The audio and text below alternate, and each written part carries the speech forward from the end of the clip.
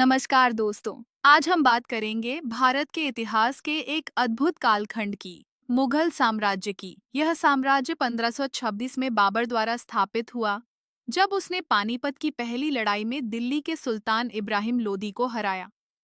बाबर, जो मध्य एशिया के फरगना से आया था, ने भारत में एक नया युग शुरू किया। बाबर के बाद उसका बेटा हुमायूं गद्दी पर बैठा। हुमायूं का शासनकाल आसान नहीं था।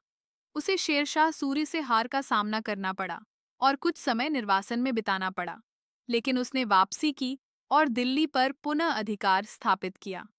दुर्भाग्यवश उसकी मृत्यु सीढ़ियों से गिरने के कारण हुई। हुमायूं के बाद उसका पुत्र अकबर आया। अकबर ने मुगल साम्राज्य को मजबूत किया और इसे विशाल सीमाओं तक फैलाया। उसकी सबसे महत्वपूर्ण उपलब्धि थी धार्मिक सहिष्णुता। उसने सुलह एक कुल की नीति अपनाई, जिससे सभी धर्मों के बीच समानता और शांति का माहौल बना।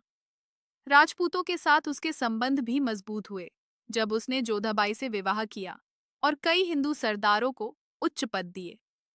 अकबर ने दीन ए इलाही नामक एक नई आस्था का विचार रखा, जिसमें सभी धर्मों की अच्छाइयां समाहित थीं।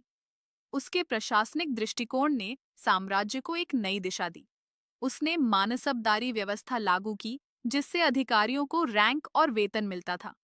अकबर के बाद जहांगीर का शासन आया, जो न्यायप्रिय और कला प्रेमी था।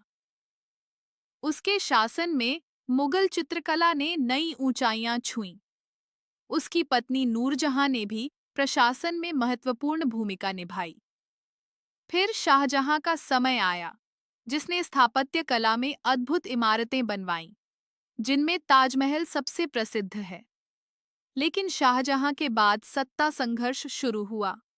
उसके चारों पुत्रों में युद्ध हुआ और अंततः औरंगजेब सम्राट बना। औरंगजेब का शासनकाल सबसे लंबा रहा, लगभग 50 वर्ष। उसने साम्राज्य को दक्षिण भारत तक फैलाया। 18वीं सदी तक मुगल साम्राज्य केवल दिल्ली तक सीमित रह गया। 1857 के विद्रोह के बाद आखिरी मुगल बादशाह बहादुर शाह जफर को अंग्रेजों ने बंदी बना लिया, जिससे मुगल युग का अंत हो गया।